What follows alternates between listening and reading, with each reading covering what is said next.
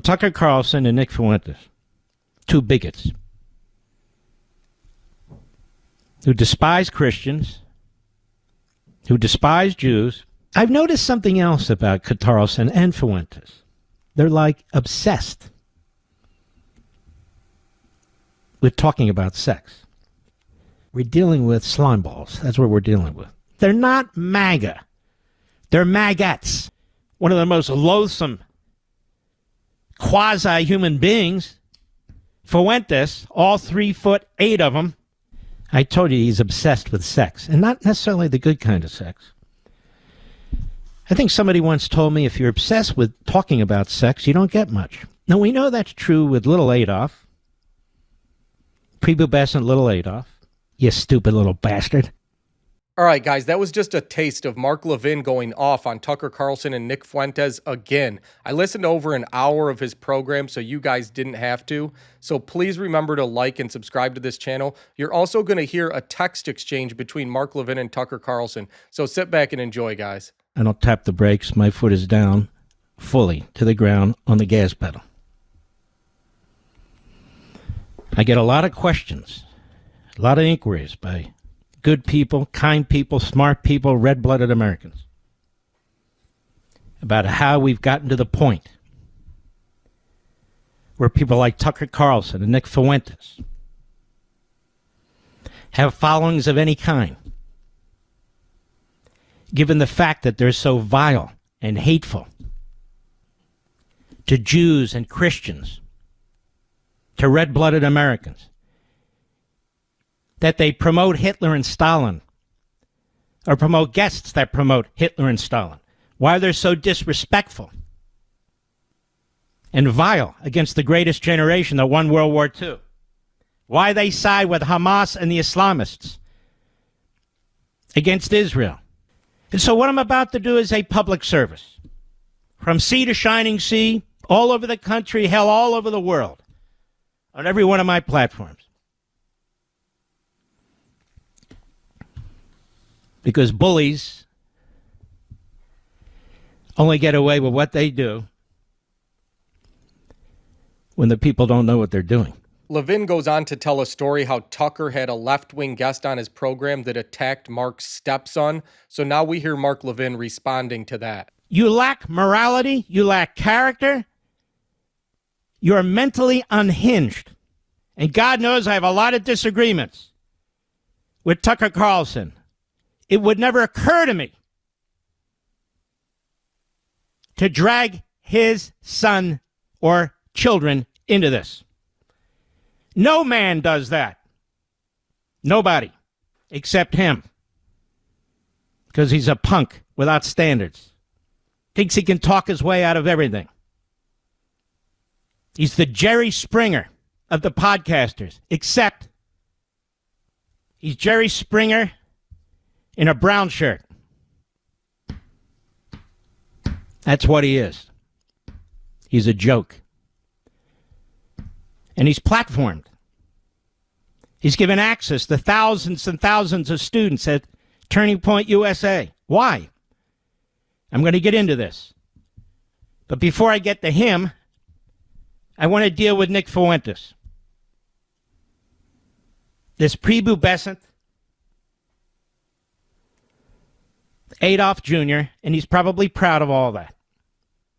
Of all the guests that Tucker Carlson could have brought on his program, this is the one that he said he's most curious about, that he wants to present to all of his viewers and listeners. Because he has questions, you know. So now Levin just played a bunch of clips of Nick Fuentes using all sorts of profanity on his own show, and he's going to respond to that and then unload on Tucker Carlson for having Fuentes on. Mm-hmm. You want to debate that guy? Should I bring him on my program? Should I give him airtime? Really? And what are we going to debate? Is that what you folks want to hear? 27-year-old psychopath? Nazi? Racist? Is that entertaining? You've heard this, so I ask you, ladies and gentlemen, why would Tucker Carlson platform Nick Fuentes? Tucker Carlson knows all about Fuentes, knows what he said about Charlie and his family, knows all about this. Why would he do that? Because he's a lowlife with no principles and no morals. He'll do anything for a buck. Anything.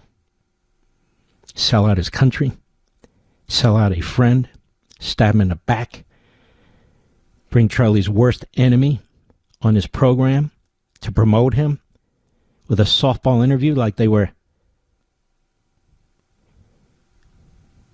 whatever. Will you debate him? Will you debate Tucker Carlson? I don't debate the Klan. I don't debate Nazis. I don't debate lowlives, poison, cancer in the form of these truly evil people. Because then it rubs off on you forever. You can't get rid of it. Their video, there's audio. Charlie could have kicked Fuentes' ass. I could kick Tucker Carlson's ass. He's not that smart. And he says the same thing over and over again. But Charlie had no interest in elevating this guy. I have no interest in elevating any of these guys. I'm doing this not because I want to, but because it's a public service, so you know exactly what we're dealing with here. Fuentes is a sock puppet. Carlson is using him to exploit his poison, his Jew hatred, his black hatred, his America hatred. He's platforming somebody who spent years trashing Charlie Kirk. After Charlie Kirk is assassinated, you platform this guy? You don't dismiss him? You know, everybody's not worth having on your program and questioning. So if you bring somebody in your program and you're questioning them, there's a purpose for it. And it's not clearly knowledge or information or profundity or anything of the sort. He wants this guy to perform like a monkey, like a dancing monkey. And the guy performs, as does Tucker, like a dancing monkey. Now we're going to get deep, scholarly, informed religious teachings from Tucker Carlson and Nick Fuentes, two bigots who despise Christians, who despise Jews, who attack Huckabee and Ted Cruz and others, George W. Bush for their Christianity, because it's not the real Christianity here. No. Say the two great religious scholars. It's not the real, we're just asking questions, and we're giving answers. All right, so at this point, Mark Levin's in the mode where he's changing his voice again, and he's really going off the rails. But now he's going to read his text messages between him and Tucker Carlson. I got a very strange text this morning from Tucker Carlson. 10:16 a.m. I'll read it to you for verbatim. Good morning, he writes to me. The leadership at Turning Point has asked me to debate you at their event in Scottsdale in December. I'm happy to do it, and I hope you'll agree as well. Beyond the personal insults, which I'll try to keep to a minimum, there are real and important ideological differences between us, and I think the country would benefit from an extended conversation about them. So again, I hope you'll accept. Let me know. Thanks. The guy is desperate. He's taken a hit on his podcast. He's fighting like hell for his career. He's fighting like hell for his reputation. People are awakening to what scum he actually is. And he thinks I'm going to platform him. He thinks I'm going to help him kick up his podcast ratings. What would Charlie say? What would Rush say? What would any rational response? Here it is. I wrote him the following. My family and I want nothing to do with you. What you've become, your vile libels against my faith, millions of Christians, and in my view, what you seek to do to our country. There's nothing to debate. You're a Nazi promoter. You're the modern-day David Duke. I debate people with whom I disagree for a living, who are a lot smarter than you, but for whom I have some respect. I'm also disappointed in TPUSA that continues to platform you. It's not about free speech. You can be heard by millions regardless. Some unsolicited advice stop long enough to remember who you used to be and what you used to stand for. So, as expected, knee-jerk.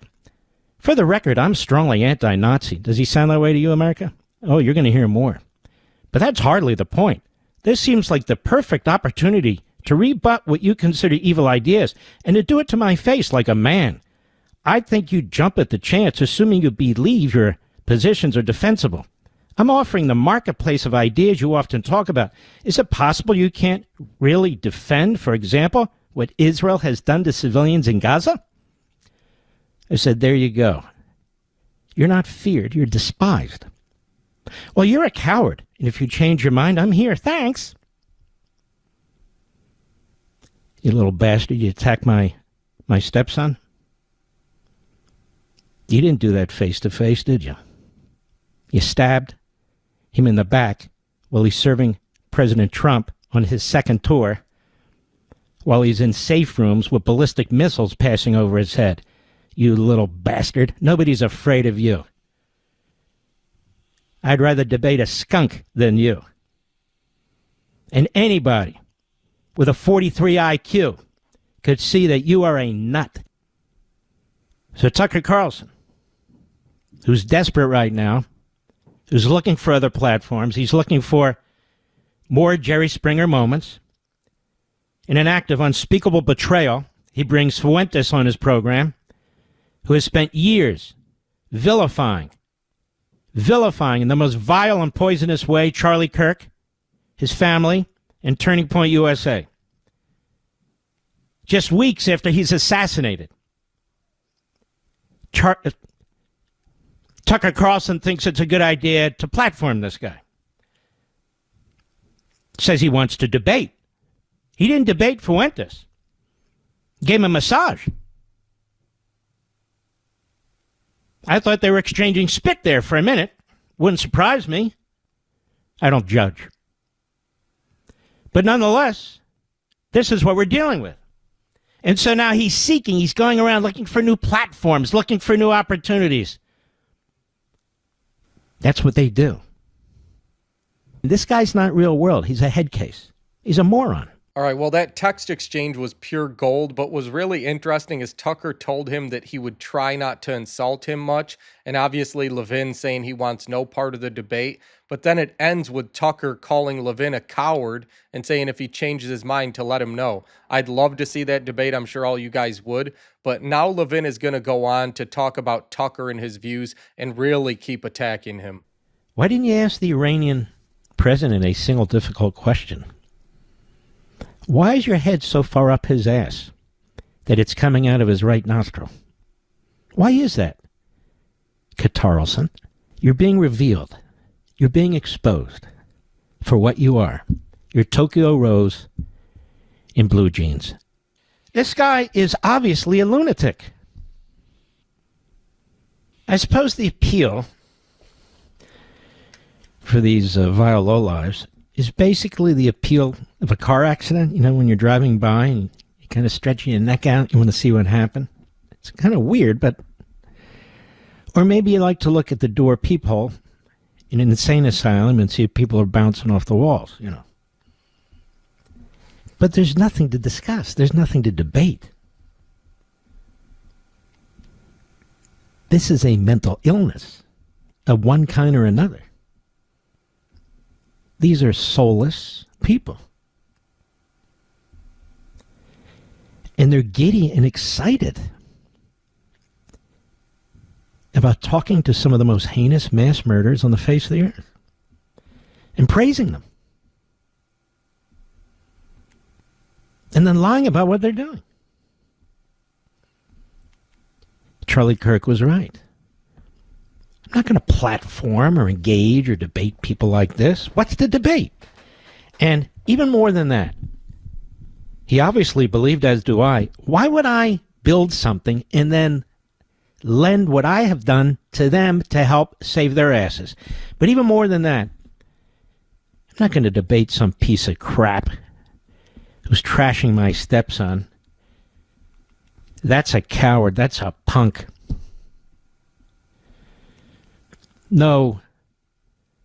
no real man would sit down and have a discussion with somebody who did that. No damn way. Ask yourselves. He's so hot for clicks and eyes because his podcast is sinking, and he's figured out the more disgusting, heinous, racist, bigoted, anti-Semitic, anti-American things he can say, maybe he'll pick up a few 100,000 more listeners. But it won't last. And more than that, he's stuck with this legacy. He's stuck with it. It's tattooed all over his pathetic body. And that's the truth. This guy's imploding. He's destroyed whatever reputation he had. He's lashing out desperately. He's looking for new avenues. He's looking for suckers to engage him. It's the truth. For him, it's all about the shekels. May I say shekels, Mr. Producer? Uh-oh. It's all about the shekels. So now he's calling Tucker Carlson desperate, saying he's lashing out and he's imploding. And why would he platform Carlson by putting him on his program that he's built? I think in this case, Carlson gets way more views and has much bigger platform than Mark Levin. It sounds like Levin is lashing out right here. I don't think that Tucker is desperate in any way or that he is doing this for any other reason other than this is what Tucker has always done. He interviews controversial people. Well, if you guys stuck around, you're going to get to hear Mark Levin talk about some really bizarre stuff here to close this out. I've noticed something else about Carlson and Fuentes. They're like obsessed with talking about sex. They're obsessed with it. We're dealing with slime balls. That's what we're dealing with. They're not MAGA.